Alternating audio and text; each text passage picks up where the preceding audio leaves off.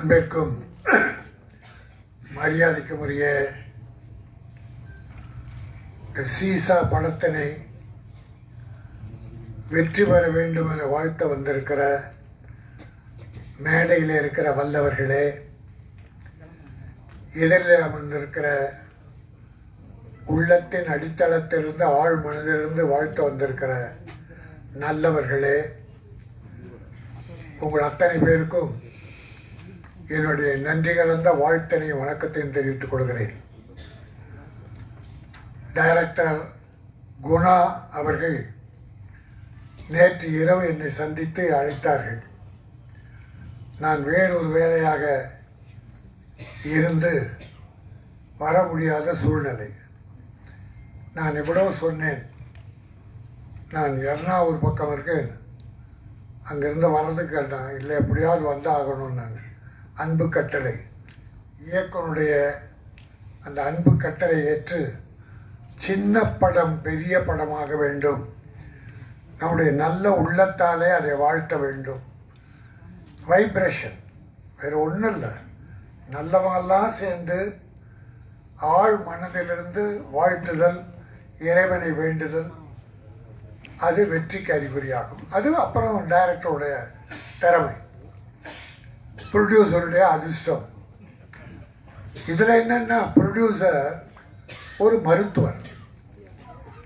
அந்த மருத்துவர் வேலையை பார்க்காம கதை எழுதுறது, கவிதை எழுதுறது, அதையும் சேர்த்து பார்த்துருக்கார். அப்போது ஒரு பேஷண்ட் போகிறார். போகும்போது நல்ல மாதிரியாக பேசி பழகி, அப்போது டாக்டருடைய குணம் தெரியுது. எந்த பேஷண்ட் போனாலும் அவங்களோட மனசு விட்டு பேசி அவங்களுடைய பிரச்சனைகளை தெரிந்து முடிந்தால் உதவி பண்ணுறது, இல்லைன்னா நோய் தீர்க்கிறது. ஓ, மனநலப்படுத்துவதா? ரொம்ப மகிழ்ச்சி. அதான் உங்கள் மனம் நலமடைய அவர் வாழ்த்தியிருக்கிறார். இன்னைக்கு இந்த உலகத்தில் எவ்வளவோ பார்க்குறோம். நண்பர்களையோ நம்பியவர்களையோ துரோகம் செய்து மோசம் செய்து தான் பார்த்திருக்கிறோம். ஆனால் நோய் தீர்க்க போனவரை அவர் குறையறிந்து நோயையும் தீர்த்து அவர் வாழ்க்கையிலுடைய அந்த கஷ்டத்தையும் போக்குவதற்கு, அவருடைய எண்ணத்தை நிறைவேற்றுவதற்கு ஒரு பட தயாரிப்பாளரானது உலக அதிசயம். அது அந்த நல்ல மனம் வாழ்க, செந்தில் நாதன் நாடு போற்ற வாழ்க.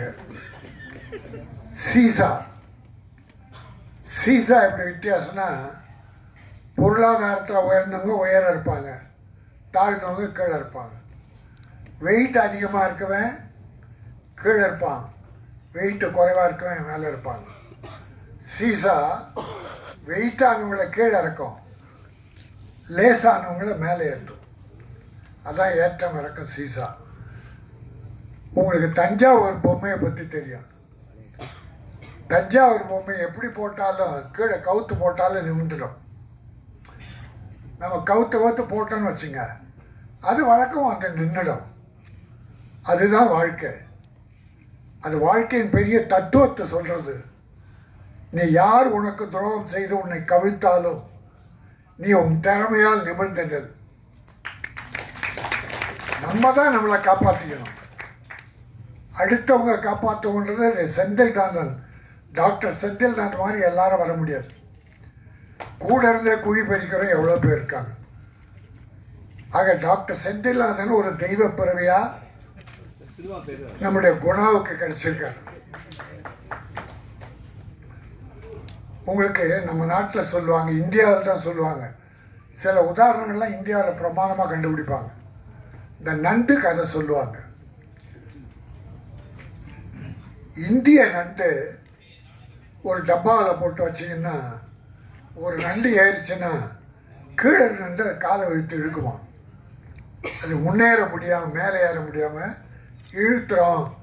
அதுபோல் தமிழன் இந்தியன் ஒரு நண்பன் முன்னேறினா அவனை காலை பிடிச்சி இழுத்துருவான்னு சொல்லுவாங்க. அதெல்லாம் போய் அது இந்தியனா உருவாக்குது. அது ஒரு கேவலமான புத்தி இந்தியனுக்கு உண்டு.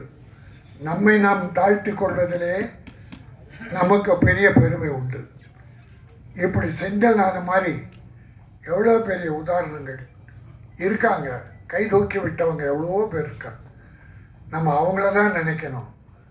இல்லை கை விட்டாங்கன்னா ஏதோ ஒரு காரணம் இருக்கலாம்.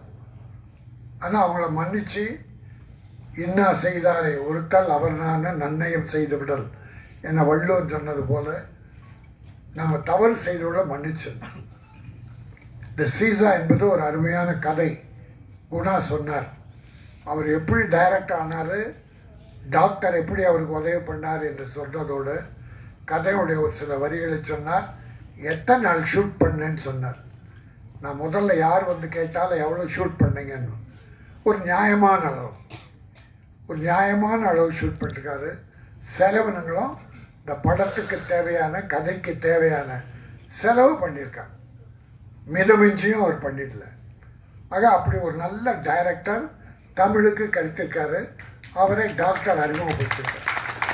ஆகவே இந்த தமிழ் சார்ந்து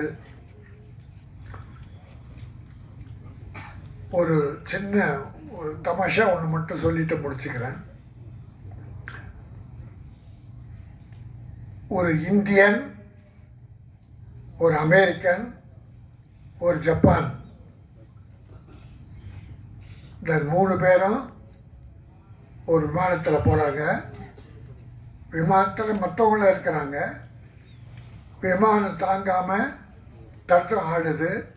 இப்போ யாராவது ஒருத்தர் குதிச்சா இந்த விமானத்தை காப்பாற்றலாம் அப்படின்போது 3 பேர் கடவுளை வேண்டிக்கிறாங்க. கடவுளே, என் இந்தியாவை காப்பாற்று. அமெரிக்கன், என் அமெரிக்காவை காப்பாற்று. ஜப்பான்காரன், ஜப்பானை காப்பாற்றுன்னு கடவுளை வேண்டிக்கிறான். ஜப்பான்காரன் கடவுளை வேண்டிக்கிறான், கடவுள் ஆசீர்வதிக்கிறார். அமெரிக்காக்காரன் கடவுளை வேண்டிக்கிறான், ஆசீர்வதிக்கிறார். இந்தியாக்காரன் கடவுளை வேண்டும் போது கடவுளே அழுறார். கடவுள் ஓன்னு அழுறார். என்னன்னா இந்தியாவை காப்பாற்றி இந்தியனே இல்லை. சரியா, இந்தியாவிலே ஆட்கள் இல்லை.